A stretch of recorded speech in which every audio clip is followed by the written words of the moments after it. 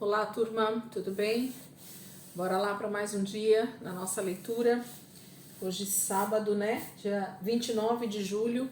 E nós vamos seguir aqui com a nossa leitura em nome de Jesus. Amém? Vamos orar, entregar esse momento para o Senhor e já começar a nossa leitura de hoje. Jesus, eu quero te agradecer, Pai, por mais esse dia, por essa semana que passou e que nós conseguimos então avançar, conseguimos perseverar com o Senhor, conseguimos estar aqui diante da sua palavra, com saúde, com alegria, com paz, com segurança, guiados pelo Senhor, Pai. Muito obrigada, Jesus, pelo teu auxílio cada dia nas nossas vidas, pelo teu cuidado, Senhor, de Pai sobre nós.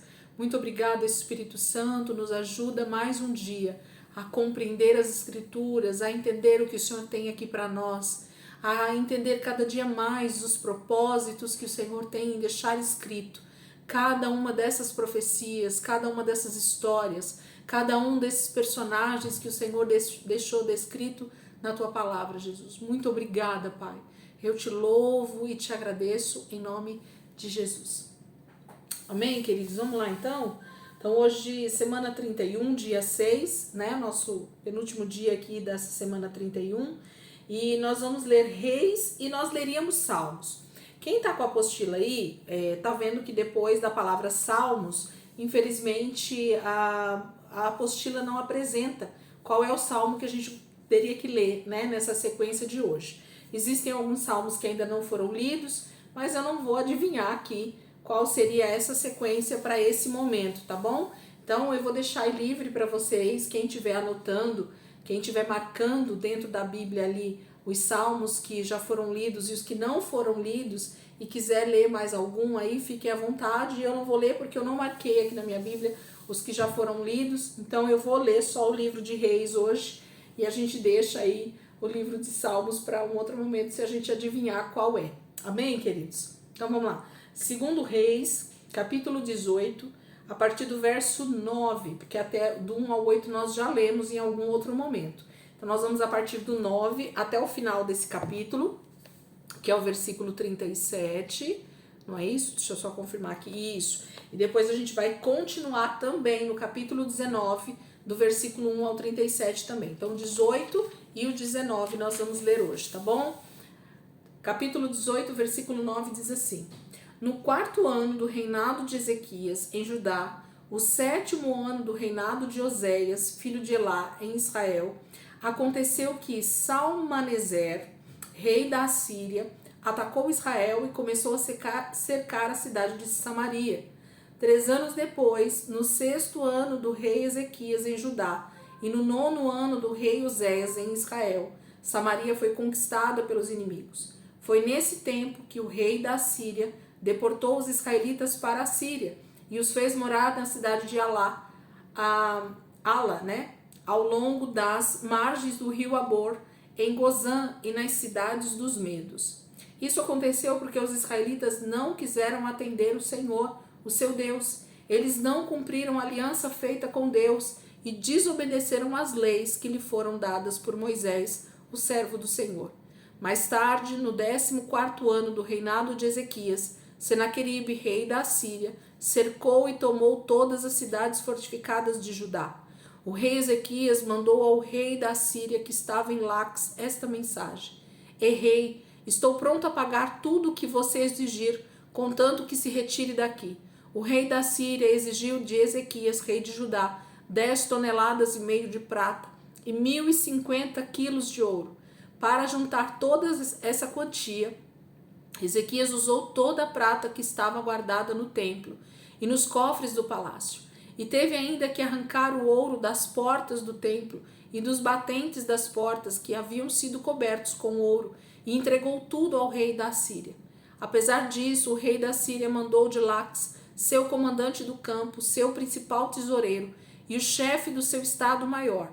Esses 3 foram com um grande exército e acamparam ao longo da estrada, que fica ao lado do campo, onde os tintureiros punham a roupa para branquear, perto do abastecimento de água do açude superior. Exigiram que o rei Ezequias fosse falar com eles, mas, em vez de ir, o rei mandou uma comissão formada dos seguintes homens: Eliaquim, o administrador dos negócios reais, Sebna, secretário do rei, e Joá, o homem que escrevia a história do reino.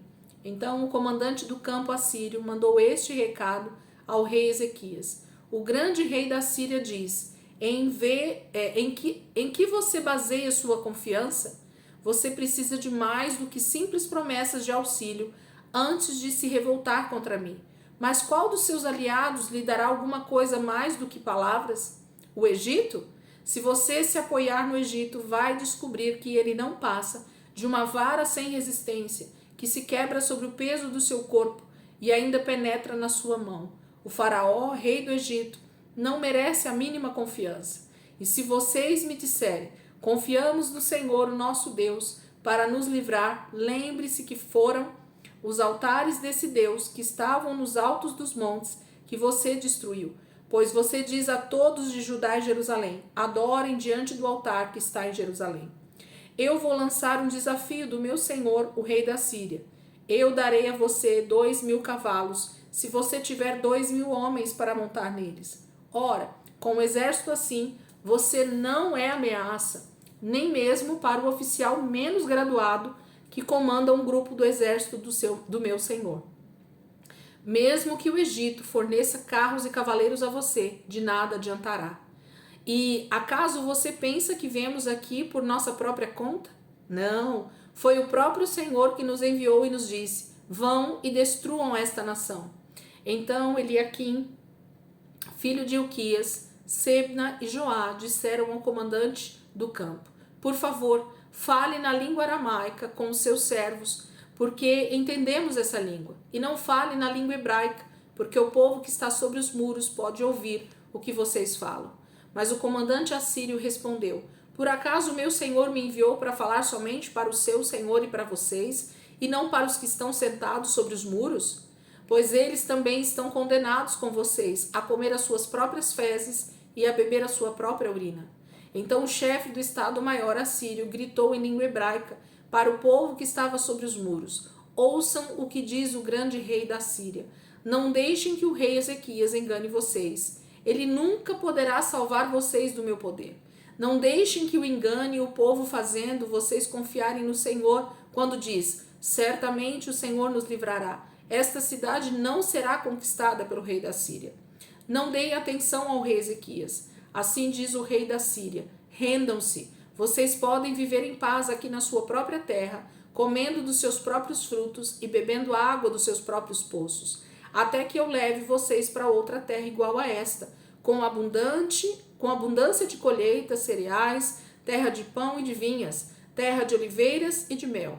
Escolham a vida e não a morte. Não deem atenção ao rei Ezequias quando ele tenta convencer vocês, dizendo: o Senhor nos vai livrar. Vocês já viram o Deus de alguma outra nação livrá-la das mãos do rei da Síria? O que aconteceu aos deuses de Amate, de Arpade, de Sefarvaim, de Rena e de Iva? Acaso eles livraram Samaria das minhas mãos? Qual Deus que alguma vez pôde livrar qualquer nação do meu poder? Diante disso, o que faz vocês pensarem que o Senhor poderá salvar Jerusalém das minhas mãos? Porém, o povo que estava sobre os muros ficou em silêncio, porque o rei lhes tinha ordenado: não falem nada. Então o administrador do palácio, Eliaquim, filho de Ilquias, e Sebna, secretário do rei, e Joá, filho de Asaf, historiador do reino, apresentaram-se ao rei Ezequias com suas roupas rasgadas e contaram a ele tudo o que o comandante assírio tinha dito. Capítulo 18 fala daqueles textos que a gente já leu, inclusive em Isaías, a respeito dessa afronta, né, de Senaqueribe ao rei Ezequias, em que ele diz, né, ele envia comandantes ali para falar sobre essa questão deles se renderem, de que Ezequias não conseguirá livrá-los do exército da Síria, de que eles serão sim levados cativos, mas que o povo se rendesse de uma vez, porque era o próprio Senhor, Deus, né, que estava dando Judá e Jerusalém nas mãos do rei da Síria. Então, esses homens voltam para Ezequias, rasgam as suas vestes, porque a afronta é muito grande. Capítulo 19. Então, quando o rei Ezequias ouviu o relatório desses homens, rasgou as suas roupas e se cobriu com pano de saco e foi ao templo do Senhor a fim de orar. Depois disse a Eliaquim, administrador do palácio, ao secretário Sebna e a alguns dos sacerdotes mais antigos, que se cobrissem de pano de saco e fossem à casa do profeta Isaías, filho de Amós. Eles lhe disseram: assim diz o rei Ezequias, este é um dia de angústia, de castigo e de humilhação. Estamos como a mulher que está para dar à luz, mas que não tem forças para isso. Mas pode ser que o Senhor, o seu Deus, tenha ouvido as palavras do comandante do campo assírio, a quem o Senhor dele, o rei da Síria, enviou para desafiar o Deus vivo. Que o Senhor, o seu Deus, o repreenda pelas palavras que ouviu. Ó Isaías, suplique a Deus em favor dos poucos de nós que sobrevivemos. Quando os oficiais do rei Ezequias levaram a mensagem a Isaías, ele respondeu: digam ao meu senhor que assim diz o Senhor. Não fique preocupado com as palavras que você ouviu, com as blasfêmias que os assírios falaram contra mim. Eu farei com que o rei da Síria receba más notícias de casa e ele resolverá voltar. E o Senhor tomará providências para que ele seja morto à espada quando chegar lá. Então o comandante do campo foi procurar o seu rei em Líbna, porque recebeu aviso de que o rei tinha saído de Laques. Logo depois, o rei Senaqueribe recebeu notícias de que Tiraca, rei etíope do Egito, vinha atacá-lo. Antes de sair para enfrentá-lo, ele mandou este recado ao rei Ezequias: digam a Ezequias, rei de Judá, não se deixe enganar por esse Deus em quem você confia. Não acredite quando ele diz: Jerusalém não cairá nas mãos do rei da Síria. Você bem sabe o que os reis da Síria fizeram por onde passavam. Eles destruíram tudo sem deixar nada.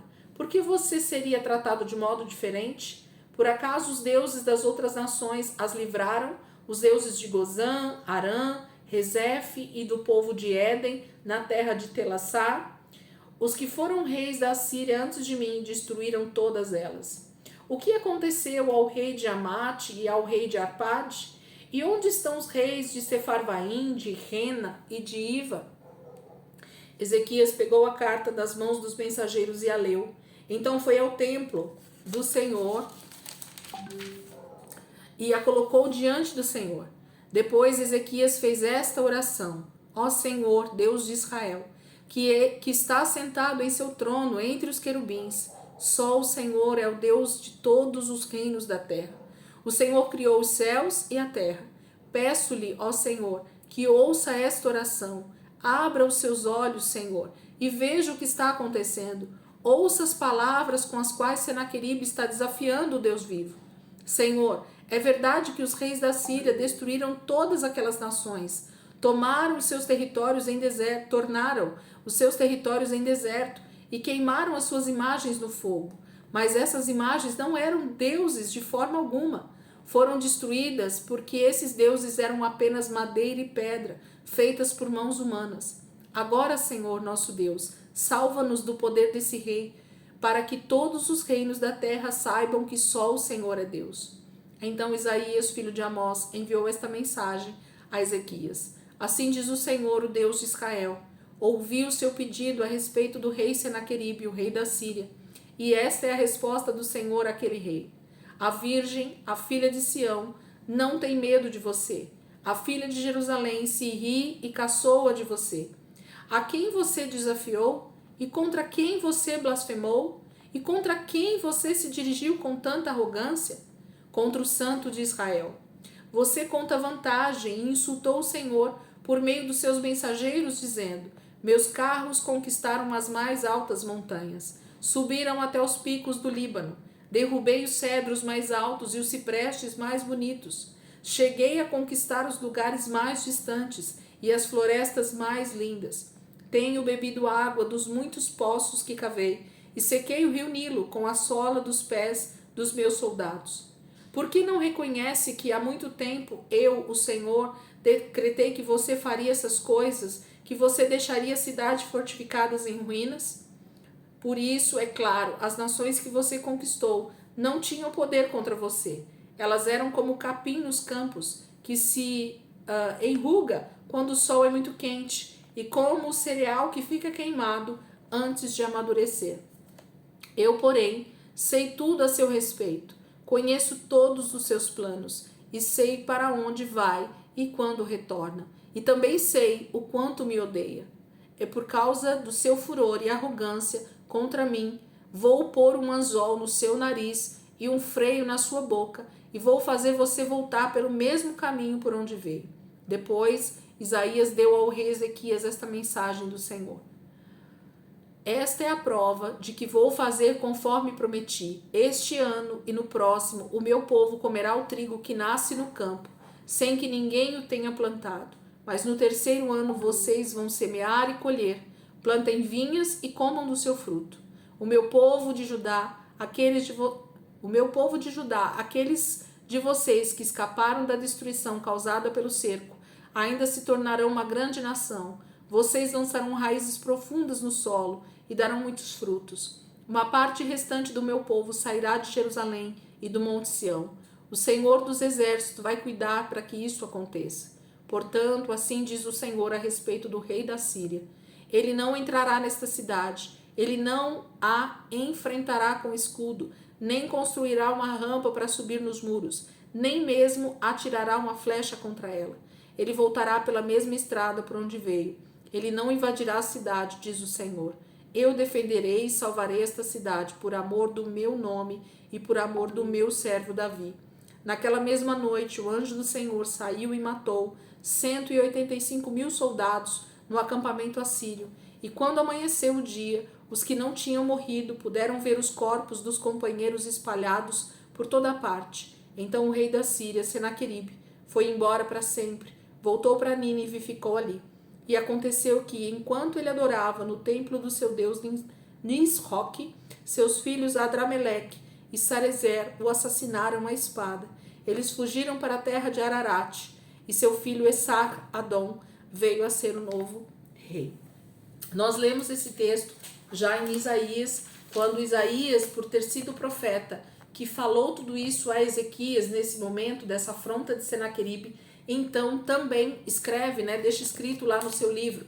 O livro de Isaías também traz esse capítulo 18 e 19 de 2 Reis, que fala sobre essa afronta do rei da Síria com Ezequias, e onde Ezequias busca o Senhor a respeito dessa afronta, para que Deus não permitisse, que o seu povo fosse humilhado daquela maneira, que Senaqueribe se engrandecesse, em cima do próprio Deus vivo, Então o Senhor faz guerra, o Senhor entra nessa guerra em favor de Judá por conta da afronta de Senaqueribe ser ao Senhor. Se ele não tivesse com tanta arrogância, com tanta palavra, que se voltava contra o Deus vivo, provavelmente o Senhor ainda permitiria que ele sim invadisse Judá e já começasse a levar cativo o seu povo para as outras terras. Mas por causa da afronta que ele faz ao Deus vivo, então o Senhor não permite que ele tenha êxito nessa conquista que ele teve, e ele morre, assim como o Senhor profetizou mesmo, na sua própria terra, Amém? Então, o nosso texto de hoje fica aqui. A gente ia ler mais um livro de Salmos, algum capítulo, mas aqui não dá para ver na apostila, então a gente vai ficar por aqui, tá bom? Amanhã, domingo, que vocês possam aproveitar aí para meditar um pouquinho nessa palavra que a gente leu hoje. Quem está um pouquinho atrasado aí na leitura, aproveita para colocar em dia os textos aí de Isaías, que esse livro é maravilhoso, cheio de profecias, tanto para aquele tempo quanto para o tempo do fim, profecias escatológicas, profecias para a vinda de Jesus no seu nascimento, profecias da vinda de Jesus a respeito da sua volta. Então o livro de Isaías é um livro muito, muito tremendo para a gente meditar e ler, amém?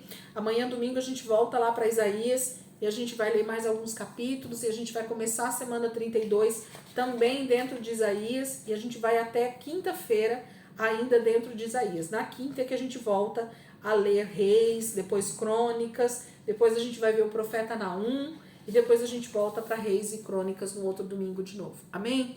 Então vamos perseverar na leitura, vamos continuar junto aqui, e eu tenho certeza que o Senhor vai fazer grandes coisas ainda esse ano, nos ensinando coisas preciosas enquanto a gente vai lendo, enquanto a gente medita na palavra. Amém? Deus abençoe e até amanhã, se Deus quiser.